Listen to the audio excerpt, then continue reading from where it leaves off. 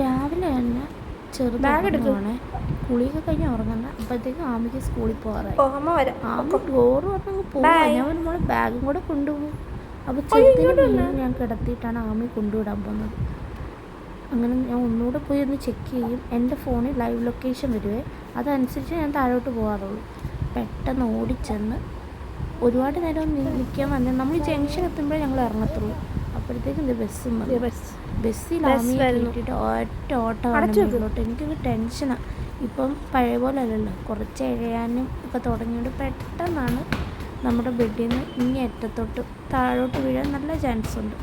നമുക്കിവിടെ അങ്ങനെ അടുപ്പിച്ചിടാനും പറ്റില്ല. ഇവിടെ സൈഡ് ടേബിളൊക്കെ രണ്ട് വശം ഉള്ളതുകൊണ്ട് ഒരു ഓപ്ഷനും ഇല്ല. അതുകൊണ്ട് തന്നെ ഞാൻ ഓടി വന്ന് ആദ്യം നോക്കുന്ന ഉറങ്ങാനായിട്ടില്ലേ എന്നോട് ചെക്ക് ചെയ്യും. എന്നാൽ ഓക്കെ ഉറങ്ങുമെന്ന് ഉറപ്പ് വരുത്തിയതിന് ശേഷം ഞാൻ വെച്ച് ഫുഡ് കഴിച്ചേക്കാം. ഈ ഒരു അവസരം എനിക്ക് ഫുഡ് കഴിക്കാൻ കിട്ടത്തുള്ളൂ. ഉറങ്ങു കഴിഞ്ഞാൽ എനിക്ക് ഫുഡ് കഴിക്കാൻ സമ്മതിക്കത്തില്ല. താഴെ കിടത്തിയ കരയും മീൻസ് നമുക്ക് എന്തെങ്കിലും സാധനം എടുക്കാൻ വേണ്ടി ബഹളം ഉണ്ടെങ്കിൽ നമുക്ക് ഒരു സമാധാനം കിട്ടത്തില്ലല്ലോ. അപ്പോൾ എന്നെ മടിയിലിരുത്തി കഴിപ്പിക്കാമെന്ന് വെച്ചാൽ എല്ലാം വേണ്ടി വരും. എനിക്ക് നമ്മൾ വേസ്റ്റ് കൊണ്ടുവരി വെച്ചു. കാരണം നല്ല ഉറങ്ങിക്കഴിഞ്ഞാൽ എഴുന്നേറ്റ് കഴിഞ്ഞാൽ ചിലപ്പോൾ വാശിയാണെങ്കിൽ ഞാൻ ഇത് മറന്നു പോകും.